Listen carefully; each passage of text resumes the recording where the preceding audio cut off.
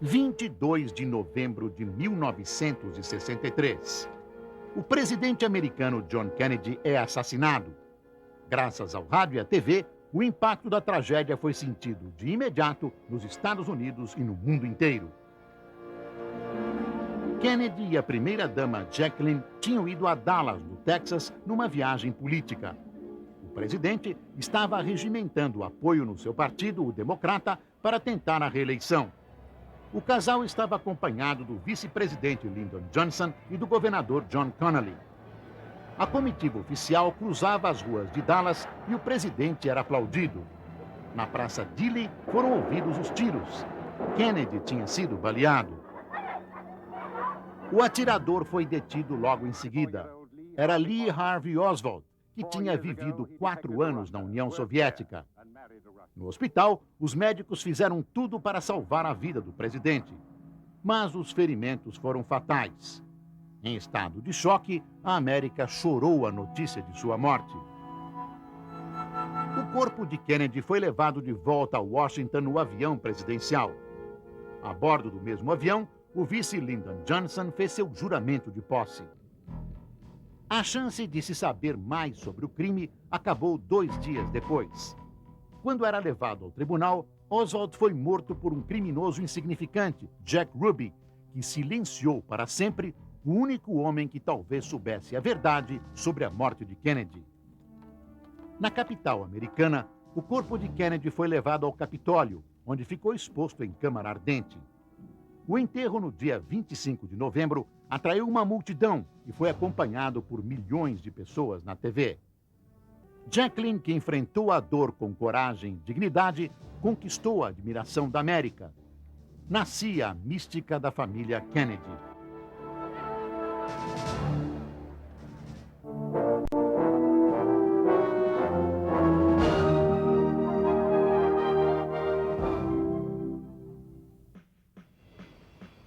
(7 de fevereiro de 1964), aeroporto Kennedy, em Nova York.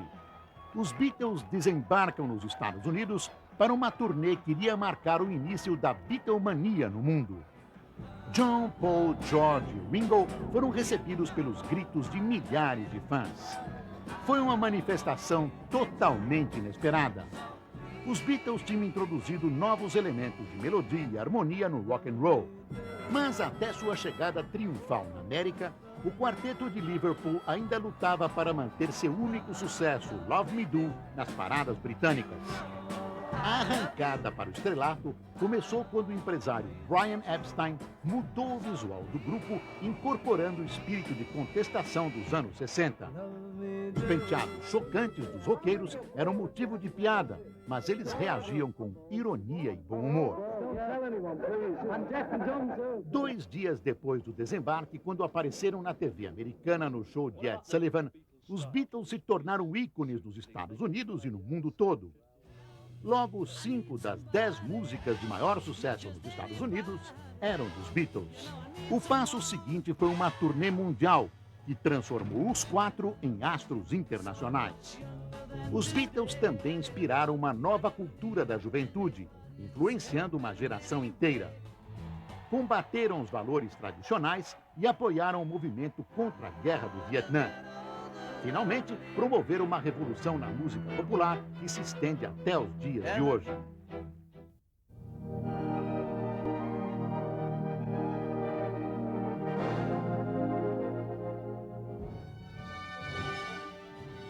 (31 de março de 1964). As Forças Armadas tomam o poder no Brasil, derrubam o presidente João Goulart e iniciam um novo ciclo político no Brasil. O Brasil vivia uma crise desde a renúncia do presidente Jânio Quadros, em 61. O vice João Goulart encarnava o populismo de esquerda e enfrentava a oposição dos chefes militares. Por isso, 5 dias antes da posse de Goulart, o Congresso aprovou uma emenda instituindo o regime parlamentarista no Brasil. Logo que assumiu, Goulart passou a fazer campanha pela volta do presidencialismo e pelas reformas de base, entre elas a reforma agrária. O governador do Rio Grande do Sul, Leonel Brizola, era um dos que mais pressionavam pelas reformas. Em janeiro de 63, num plebiscito, os brasileiros votam em massa pelo retorno do regime presidencialista. As greves e protestos se intensificaram. Quando a agitação chegou aos soldados e marinheiros, os generais decidiram agir contra a subversão. Os militares não estavam sozinhos.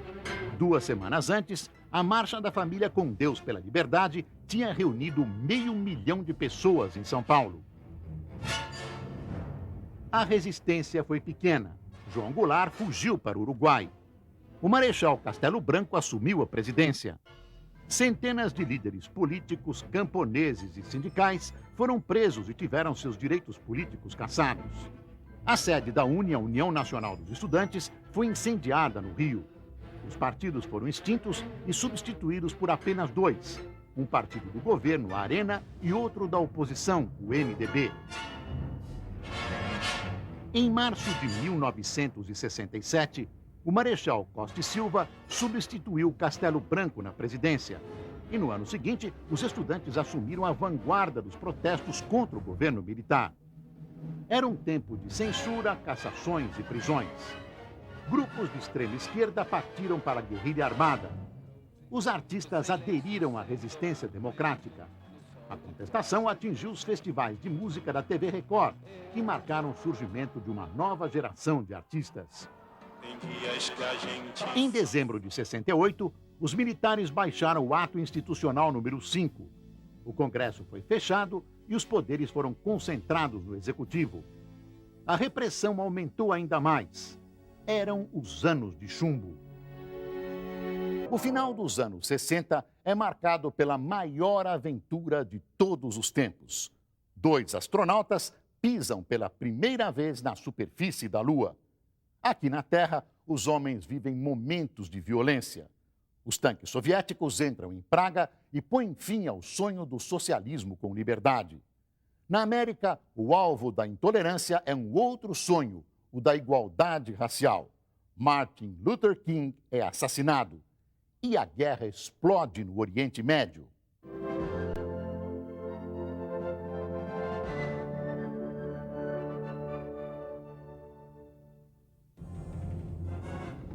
5 de junho de 1967. Tanques e canhões rompem a paz precária no Oriente Médio. As hostilidades entre Israel e seus vizinhos árabes vinham sendo monitoradas por observadores da ONU havia 10 anos. Quando a ONU retirou seus homens sob pressão do líder egípcio Gamal Abdel Nasser, a tensão explodiu em guerra aberta. Israel escolheu a tática de que a melhor defesa é o ataque. Sob o comando do general Moshe Dayan, suas tropas investiram contra Egito, Síria e Jordânia. No deserto do Sinai, as forças israelenses avançaram para o canal de Suez, devastando o exército egípcio. Paraquedistas israelenses tomaram o setor árabe de Jerusalém e também a Cisjordânia. Na fronteira com a Síria, Israel ocupou as colinas de Golã. Os países árabes pediram apoio à União Soviética. O mundo ocidental ficou do lado de Israel. Nos 3 primeiros dias de combate, morreram 100.000 pessoas. Com um ataque de surpresa aos aeroportos, os israelenses destruíram a Força Aérea do Egito logo no início da campanha. O domínio do ar ajudou Israel nas operações em terra. 4 dias depois do início dos combates, o Egito admitiu a derrota. Israel atingiu seus objetivos em apenas 6 dias. Quando o último general árabe se rendeu, os israelenses dominavam um território muito maior do que as fronteiras originais do país. Ocupavam toda a península do Sinai, a faixa de Gaza, o setor árabe de Jerusalém, a Cisjordânia e as colinas de Golã. A Guerra dos 6 Dias mostrou que Israel era uma força a ser considerada no Oriente Médio. Mais tarde, em 73, árabes e israelenses se envolveram em um novo conflito, a Guerra do Yom Kippur. Só no final dos anos 70 começaria o longo e complicado processo de paz no Oriente Médio.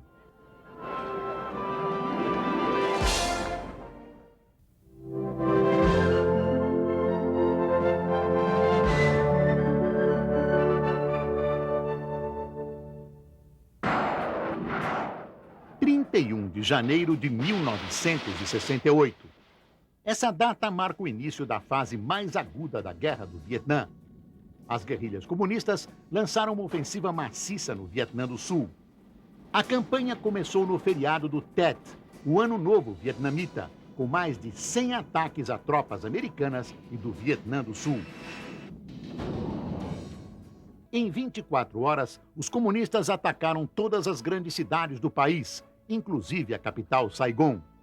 O que antes era uma guerra de guerrilha limitada às selvas, de repente se alastrou pelo país inteiro, levando a grandes vitórias dos Vietcongs, como eram chamados os guerrilheiros comunistas. A ofensiva impressionou os americanos. Deu impulso a um poderoso movimento pacifista nos Estados Unidos, que pela primeira vez passaram a duvidar de sua própria capacidade militar. O presidente Lyndon Johnson reagiu enviando mais de 10 mil soldados ao Vietnã. Mas, sentindo crescer o repúdio dos americanos à guerra, abriu a porta para negociações de paz com o Vietnã do Norte comunista. As negociações se estenderam por vários anos. Enquanto isso, a guerra continuava, dilacerando a sociedade americana, que já não via sentido em mandar seus jovens para morrer num lugar tão distante. Os dois lados chegaram a um acordo em 73, mas ainda assim a paz não voltou à Indochina. O conflito só terminou 2 anos mais tarde, quando os comunistas ocuparam Saigon e todo o Vietnã do Sul, unificando o país. Em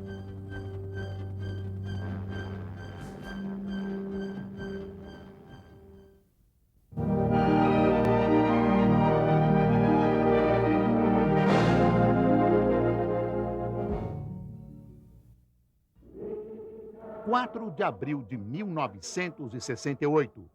Pela manhã, tiros num hotel em Memphis. Um dos líderes mais importantes dos Estados Unidos estava morto. O assassinato de Martin Luther King atingiu o movimento dos direitos civis no momento em que ele fazia grandes progressos. Tristemente, a mensagem de não violência de Luther King foi ignorada depois de sua morte. Houve tumultos em várias cidades americanas que deixaram 45 mortos, centenas de feridos e mais de 20 mil presos. Os líderes do movimento pediram calma.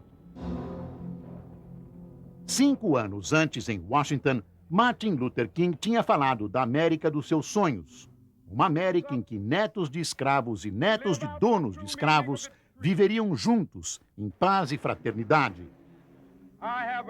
O discurso foi ouvido e o mundo respondeu. Em 64, ele viajou à Suécia para receber o Prêmio Nobel da Paz.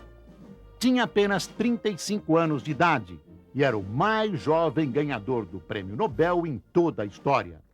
Em seus pronunciamentos, Martin Luther King sempre lembrava que havia um longo caminho a percorrer até que seu sonho se tornasse realidade. E ele estava certo. A discriminação racial ainda era norma no sul dos Estados Unidos. Grupos de defesa dos direitos civis enviaram universitários do norte, negros e brancos, para cidades do sul, a fim de trabalharem pela justiça e igualdade. Em 64, no governo Lyndon Johnson, o Congresso americano aprovou a Lei dos Direitos Civis. A lei proibiu a discriminação racial no emprego, nas instalações públicas, sindicatos e muitas outras situações. O racismo se tornou um crime federal. Em abril de 1968, uma das vozes mais poderosas da América se calou. Mas o sonho de justiça e igualdade de Martin Luther King não morreu com a bala do assassino.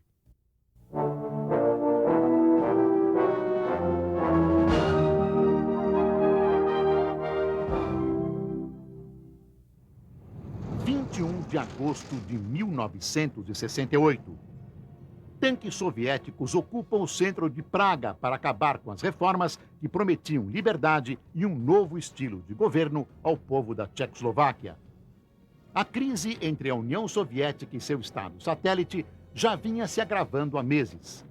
Alexander Dubček, o novo líder do Partido Comunista Tcheco, queria distanciar seu país da dura linha política stalinista da União Soviética e de outros países do Pacto de Varsóvia. Ele relaxou a censura à imprensa e iniciou uma série de reformas democráticas. Moscou e o bloco comunista eram contra as mudanças e fizeram tudo o que podiam para pôr os tchecos na linha. Em 21 de agosto, após muitas ameaças e manobras políticas, os tanques russos invadiram a Tchecoslováquia. Dubček viu que era inútil enfrentar o poder superior dos soviéticos e não resistiu.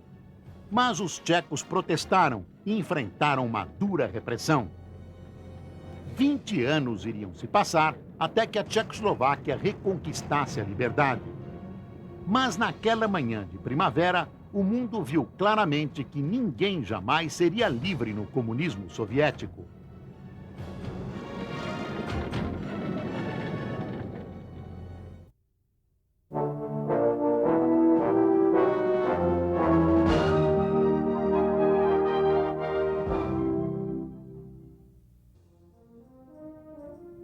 De julho de 1969, uma das datas mais importantes da história mundial.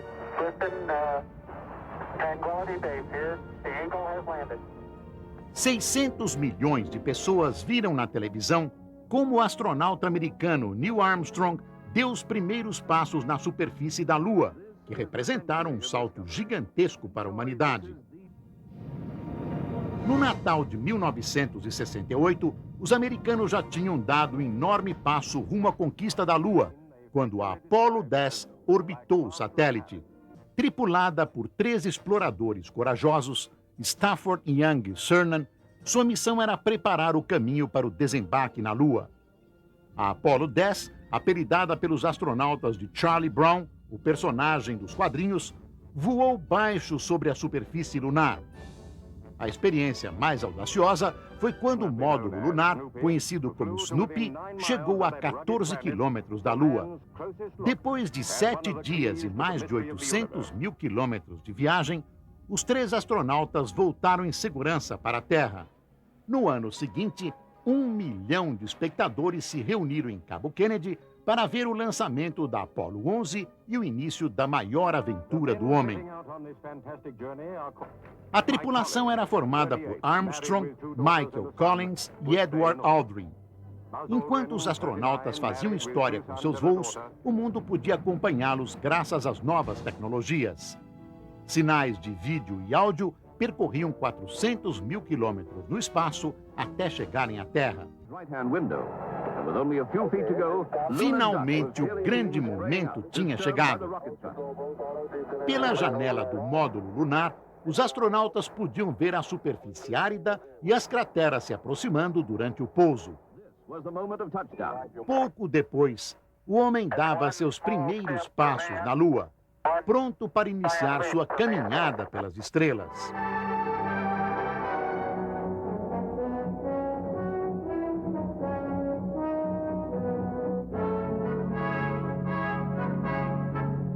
This is the century of discovery, and surely this is the story of...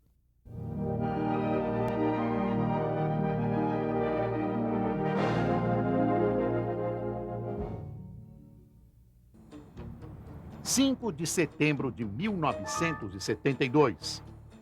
O mundo fica chocado quando 11 atletas israelenses são assassinados por terroristas árabes nos Jogos Olímpicos de Munique, na Alemanha. Um grupo ultra-radical, o Setembro Negro, se infiltrou na Vila Olímpica, onde 10 mil atletas estavam alojados. Às 5 da manhã, os terroristas entraram no dormitório dos israelenses. Um treinador conseguiu dar o alarme e 18 membros da equipe conseguiram escapar. Mas outros 2 atletas foram mortos e 9 tomados como reféns. Às 9 da manhã, a Vila Olímpica estava cercada por centenas de policiais e 26 atiradores de elite. Ao meio-dia, os terroristas anunciaram suas exigências: a libertação de 100 palestinos das prisões israelenses e salvo-conduto para que os guerrilheiros deixassem a Alemanha em segurança.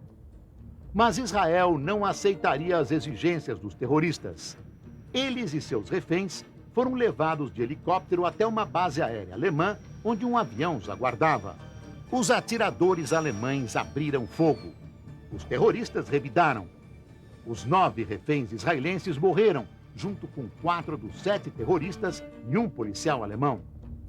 4 das vítimas morreram queimadas quando um terrorista lançou uma granada e incendiou o helicóptero.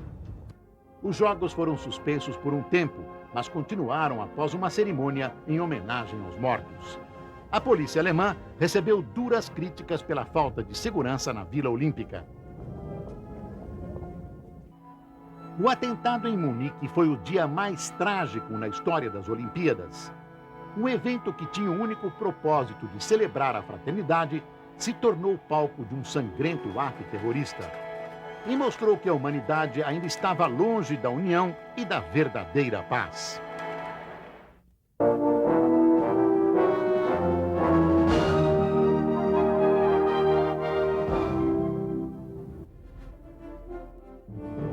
De março de 1974, o general Ernesto Geisel se torna o 4º presidente do regime militar e dá início à transição democrática no Brasil.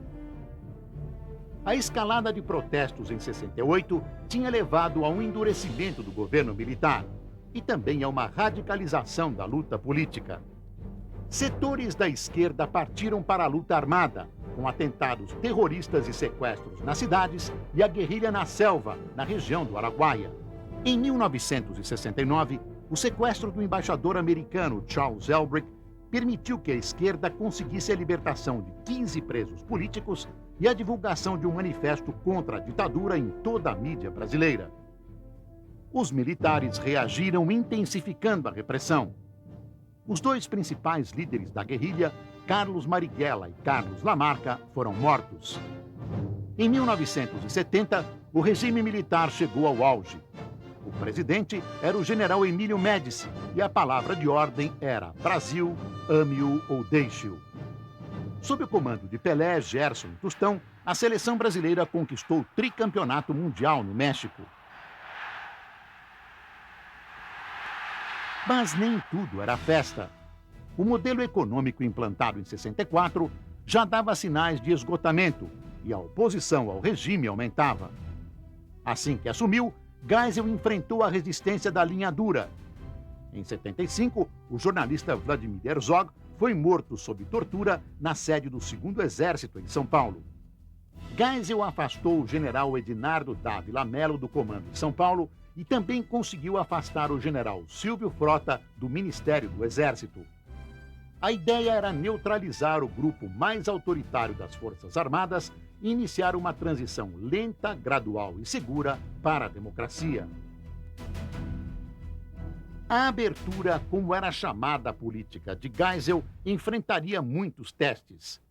Em 78, os operários voltaram à cena política com as grandes greves da região do ABC. O movimento grevista era liderado pelo metalúrgico Luiz Inácio da Silva, Lula, que mais tarde seria o fundador do Partido dos Trabalhadores e se tornaria um dos políticos mais importantes do país. Em 79, o general João Batista Figueiredo assume a presidência. Ele tinha sido escolhido por Geisel para dar continuidade à política da abertura. Nesse mesmo ano, o Congresso acabou com o bipartidarismo e aprovou a lei da anistia. Os exilados retornaram. Leonel Brizola, Fernando Cabeira e Luiz Carlos Prestes, líder histórico dos comunistas. O Brasil avançava rumo à democracia, mas os militares ainda permaneceriam no poder até 85. Os anos 70 são marcados por momentos de crise e de esperança. A ciência desvenda o mistério da fecundação e nasce o primeiro bebê de proveta. Frágil como um bebê, é também o primeiro acordo de paz do Oriente Médio, mas ele vai sobreviver. Termina a Guerra do Vietnã e os americanos voltam para casa derrotados. O escândalo de Watergate força o presidente Nixon a renunciar. A América vive seu inferno astral.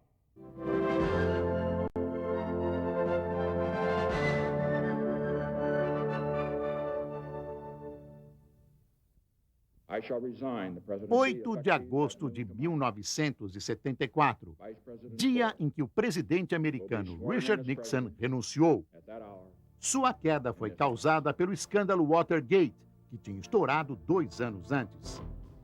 Na noite de 17 de junho de 72, 5 homens foram presos depois de invadirem o edifício Watergate, em Washington. Eles estavam na sede nacional do Partido Democrata, de oposição a Nixon. O que parecia um crime comum, logo se tornaria uma crise política, graças às reportagens de Bob Woodward e Carl Bernstein, do jornal Washington Post.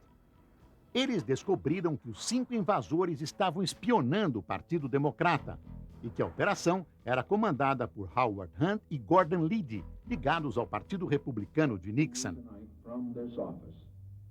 No início do escândalo, o presidente Nixon dizia não ter nada a ver com a história. E em novembro de 72, conseguiu se reeleger com uma vitória esmagadora sobre o candidato democrata George McGovern. Mas logo no início de 73, ficou evidente que assessores do círculo íntimo de Nixon estavam envolvidos no caso. O Senado americano criou um comitê de investigação liderado pelo senador Sam Erwin. O ex-conselheiro de Nixon, John Dean, disse ao comitê que o presidente sabia sobre o Watergate. Outro funcionário da Casa Branca revelou que Nixon gravava suas conversas, inclusive as conversas sobre o Watergate. O comitê do Senado pediu as fitas. Nixon se negou a entregá-las. A disputa foi parar na Suprema Corte, que por 8 votos a 0 mandou o presidente entregar as fitas. O círculo da justiça se fechava. 7 pessoas foram processadas e mais tarde condenadas por roubo, conspiração e espionagem eletrônica no edifício Watergate. Bob Edelman e John Ehrlichman, conselheiros de Nixon, e o ex-procurador-geral dos Estados Unidos, John Mitchell, foram acusados de obstrução à justiça. O Senado iniciou um processo de impeachment contra Nixon. Finalmente, ao ver que seria afastado do cargo pelo Congresso, Nixon renunciou.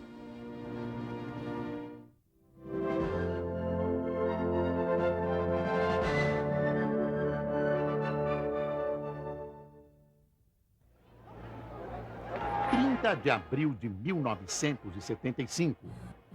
Saigon, a capital do Vietnã do Sul, é tomada pelos comunistas.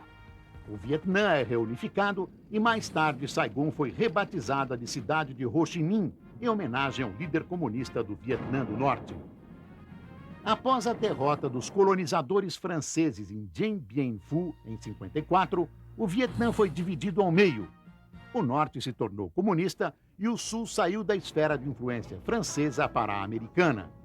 Mas o conflito continuou. Em 65, as primeiras tropas americanas chegaram ao Vietnã do Sul. 3 anos depois, os Estados Unidos já tinham centenas de milhares de soldados na Indochina. Em 72, o presidente Nixon mandou bombardear o Vietnã do Norte para forçar os comunistas a aceitar um acordo de paz. O governo americano buscava uma saída, já que a guerra se tornara muito impopular nos Estados Unidos. Foi o pior bombardeio desde a Segunda Guerra Mundial. Os norte-vietnamitas logo concordaram com o armistício e as tropas americanas se retiraram. Mas o Vietnã do Norte continuou mandando armas e tropas ao sul para apoiar o Vietcong, a guerrilha comunista. No dia 30 de abril de 75, as forças comunistas irromperam em Saigon. Os americanos que estavam na cidade fugiram. Milhares de sul-vietnamitas fugiram com os americanos, ou então em navios e barcos. Era o fim da Guerra do Vietnã. Os Estados Unidos, a maior potência militar do planeta, tinham sido derrotados. E as feridas da guerra ainda levariam muito tempo para cicatrizar.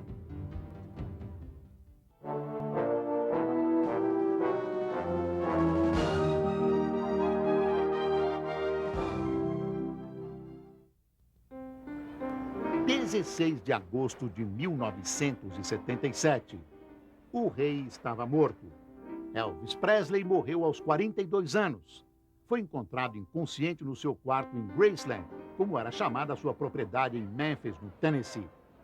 Ele foi levado para o hospital às pressas, mas logo os médicos anunciaram sua morte, causada por uma arritmia cardíaca. Quando souberam da morte de Elvis, milhares de fãs foram para Graceland. Nos anos 50, com a ajuda do coronel Tom Parker, seu empresário, Elvis Presley se tornou um fenômeno sem igual na história da música pop. Ele combinou o ritmo do blues com o rockabilly, um estilo totalmente único chamado rock and roll. Os jovens americanos enlouqueceram. De 56 a 77, Elvis gravou 106 músicas de sucesso e ganhou 28 discos de ouro. Suas gravações incluíam Jailhouse Rock, Hound Dog, Don't Be Cruel e Love Me Tender.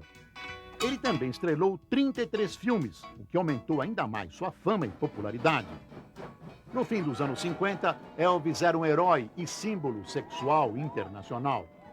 Os fãs ficaram arrasados quando ele foi convocado pelo exército em 58 e enviado para a Alemanha. Lá, Elvis conheceu Priscilla Beaulieu, filha de um militar americano. Priscilla tinha apenas 14 anos e os dois esperaram 8 anos para se casar.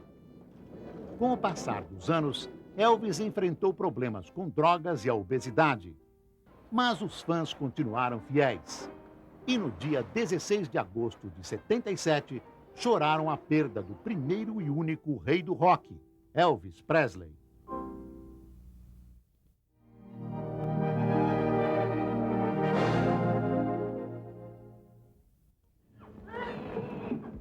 Dia 25 de julho de 1978. Louise Brown, o primeiro bebê de proveta, fez história quando nasceu em Londres. Filha de Leslie e John Brown, a pequena Louise pesou 2,6 kg e nasceu de uma cesariana.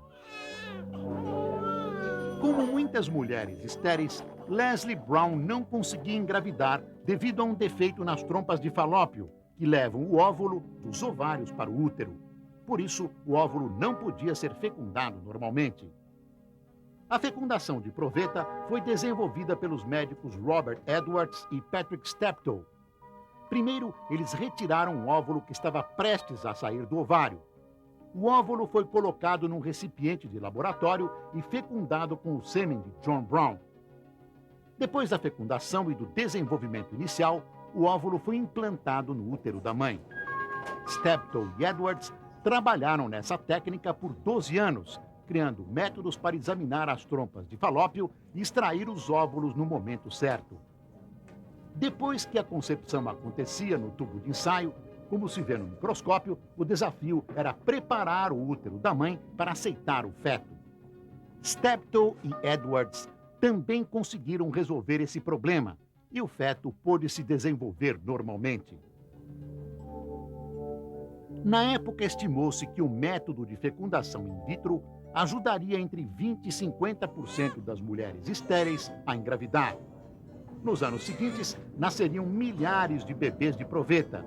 E seus pais se lembrariam daquele 25 de julho de 78, quando o nascimento de Louise lhes deu esperanças de um dia terem seu próprio filho.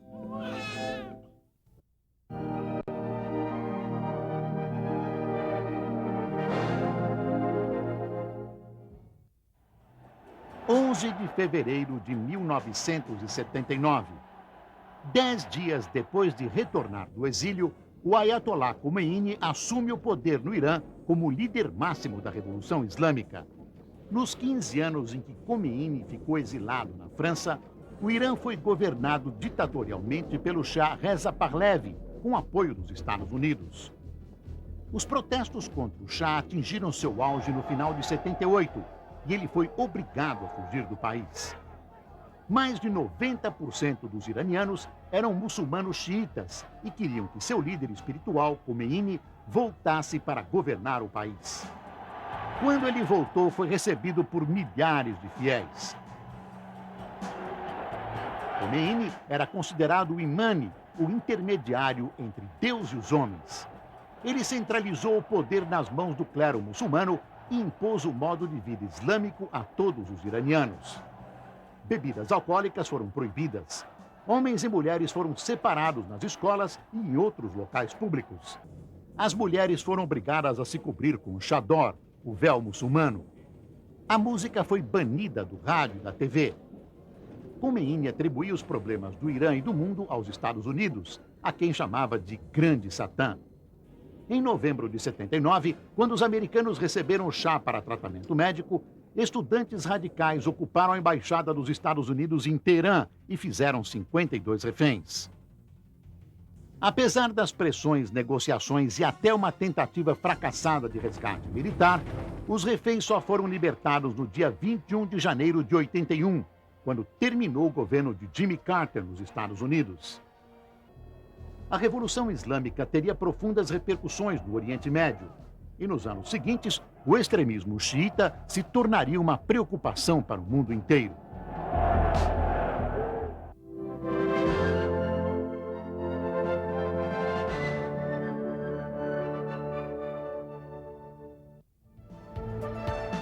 Dia 26 de março de 1979. O primeiro-ministro israelense Menachem Begin e o presidente egípcio Anwar Sadat assinam um histórico acordo de paz, encerrando um conflito que existia desde a criação do Estado de Israel em 1948. Nesse período, Israel enfrentou vários conflitos com seus vizinhos árabes, que iam desde guerras maciças até sangrentos atentados terroristas. A longa jornada para a paz começou em novembro de 77, quando Sadat visitou Jerusalém a convite de Begin e discursou no Knesset, o parlamento israelense. Ao fazer isso, Sadat reconheceu o direito de Israel à existência e abriu a porta para uma paz duradoura. Em setembro de 78, o presidente americano Jimmy Carter convidou Sadat e Begin para uma reunião em Camp David, onde eles negociaram um acordo de paz. O acordo levou a um tratado oficial de paz entre Egito e Israel, assinado em 79. Begin e Sadat, que mais tarde seriam premiados com o Nobel da Paz, agradeceram o apoio de Carter. O acordo de paz previa a retirada israelense da península do Sinai e sua devolução ao Egito, e a normalização das relações diplomáticas, econômicas e culturais entre os dois países. Sadat não foi apoiado em seus esforços de paz, e 18 nações árabes romperam relações com o Egito. Mas o presidente egípcio, que mais tarde seria assassinado, disse que sempre soube os riscos que corria. O acordo histórico de Camp David abriu caminho para a paz no Oriente Médio e mandou uma mensagem de esperança e paz para o mundo inteiro.